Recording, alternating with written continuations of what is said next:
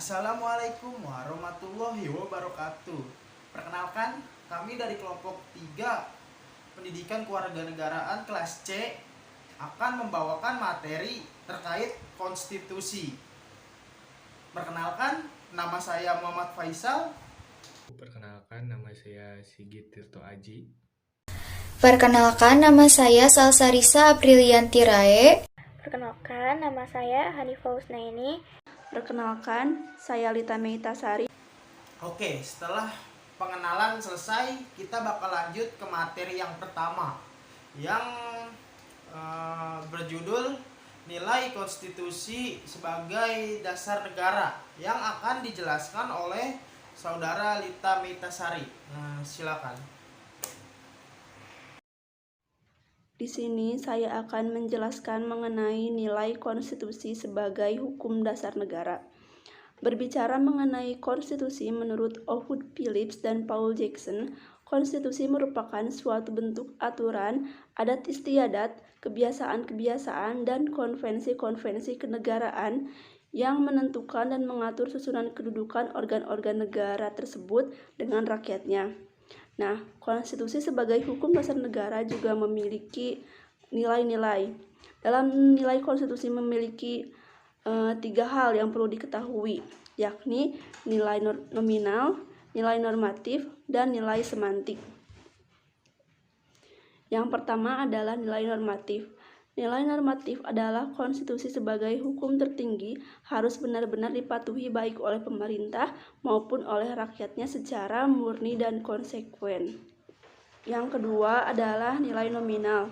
Nilai nominal ini dalam kenyataannya secara hukum masih berlaku, namun dalam pelaksanaannya masih kurang sempurna. Sebab pasal-pasal tertentu dalam nilai tersebut tidak berlaku dan hanya menjadi dokumen semata.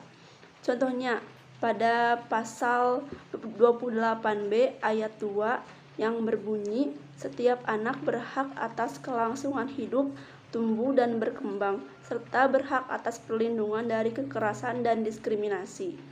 Dalam pasal tersebut menyatakan bahwa setiap anak berhak atas perlindungan dari kekerasan dan diskriminasi. Namun kenyataannya masih banyak anak yang mendapat kekerasan dan diskriminasi, terutama pada anak yang lahir dari keluarga minoritas. Yang ketiga adalah nilai semantik. Konstitusi mempunyai nilai semantik jika konstitusi tersebut masih berlaku secara hukum, namun pada kenyataannya hanyalah sekedar alat politik saja. Nilai semantik ini hanya digunakan untuk kepentingan penguasa semata. Penguasa hanya menggunakan konstitusi sebagai alat untuk menjalankan kekuasaan politik. Oke, setelah mendengarkan penjelasan dari Saudara Lita Meitasari, berikutnya kita akan masuk ke materi kedua yang berjudul Tujuan Konstitusi sebagai Dasar Negara, yang akan dijelaskan oleh Saudara Hanifah. Silakan, Hanifah. Lalu ada tujuan konstitusi. Tujuan konstitusi yang pertama itu sebagai pembatasan kekuasaan negara. Kenapa disebut sebagai pembatasan kekuasaan negara? Karena kalau misalnya nggak ada konstitusi atau nggak ada yang namanya pembatasan, pasti bakal ada pihak yang sewenang-wenang. Dan kalau misalnya ada pihak yang sewenang-wenang, pasti itu akan merugikan pihak-pihak tertentu dan menguntungkan pihak tertentu juga.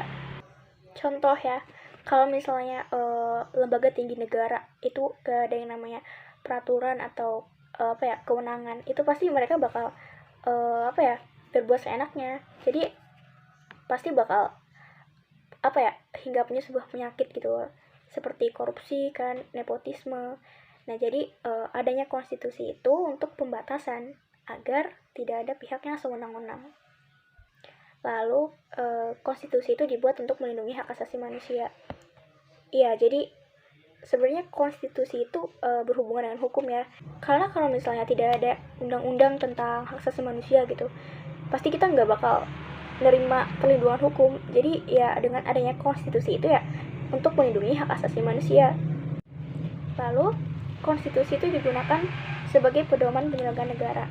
Kalau misalnya sebuah negara nggak ada konstitusi ya pasti bakal terjadinya pelanggaran hak atau kewajiban, dan itu bakal merapuhkan sebuah negara. Jadi intinya adanya atau dibuatnya sebuah konstitusi itu bertujuan sebagai pembatasan, pedoman, aturan, dan juga hukum. Oke, materi berikutnya yang berjudul fungsi konstitusi sebagai dasar hukum negara yang akan dijelaskan oleh saudara Sigit Tirto. Silakan Sigit. Saya akan membahas tentang fungsi konstitusi. Fungsi konstitusi adalah untuk membatasi kewenangan tindakan pemerintah untuk menjamin hak-hak yang diperintah dan merumuskan pelaksanaan kekuasaan yang berdaulat. Konstitusi memiliki fungsi dalam bernegara. Secara garis besar, konstitusi memiliki dua fungsi utama. Pertama, konstitusi berfungsi menentukan dan membatasi kekuasaan penguasa negara. Mekanismenya dilakukan melalui pembagian kekuasaan. Kedua, menjamin hak asasi manusia melalui aturan tentang hak asasi. Konstitusi memuat ketentuan agar penguasa negara melindungi hak-hak asasi manusia warga negara. Jimli Asidki, pakar hukum tata negara, mengemukakan 8 fungsi konstitusi sebagai berikut. A. Penentu atau pembahas kekuasaan. B. Pengatur hubungan kekuasaan antar organ negara. C. Pengatur hubungan kekuasaan antar organ negara dengan warga negara. D. Sumber legitimasi kegiatan penyelenggaraan kekuasaan negara. E. Penyalur kewenangan sumber kekuasaan yang sah kepada organ negara. F. Simbolis, simbol unity, nation, dan seremoni. G. Sarana pengendalian masyarakat. H. Sarana perekayasa dan pembaruan masyarakat. Undang-undang dasar juga memiliki fungsi yang khas bagi negara yang menganut asas demokrasi konstitusional. Secara vertikal atau teritorial, Undang-undang dasar membagi kekuasaan antara pemerintah pusat dan pemerintah daerah serta kekuasaan antara pemerintah federal dan negara bagian. Secara horizontal atau fungsional, Undang-Undang Dasar membagi kekuasaan menjadi kekuasaan eksekutif, legislatif, dan yudikatif. Oke, sekarang kita sudah masuk ke pembahasan yang terakhir yang berjudul kedudukan konstitusi sebagai dasar negara yang akan dijelaskan oleh saudara Salsa. Silakan Salsa. Saya akan mempresentasikan tentang kedudukan konstitusi. Kedudukan dimaknai sebagai sebuah tempat atau posisi.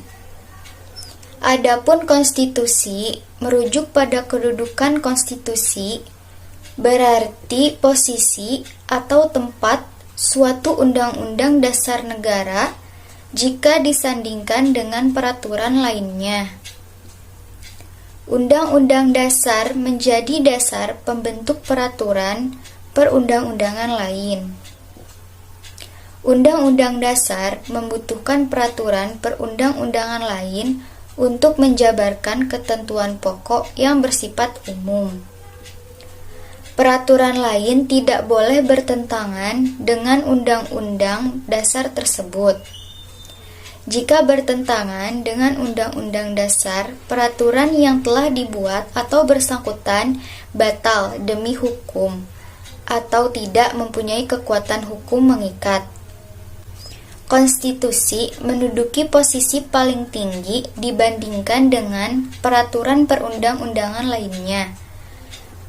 Undang-undang dasar merupakan perwujudan hukum tertinggi yang harus ditaati baik oleh rakyat maupun pemerintah. Negara yang berlandaskan pada konstitusi dinamakan dengan negara konstitusional atau constitutional state. Constitutional state adalah salah satu ciri negara demokrasi modern. Sekian presentasi dari kami. Kurang lebihnya mohon maaf. Wassalamualaikum warahmatullahi wabarakatuh.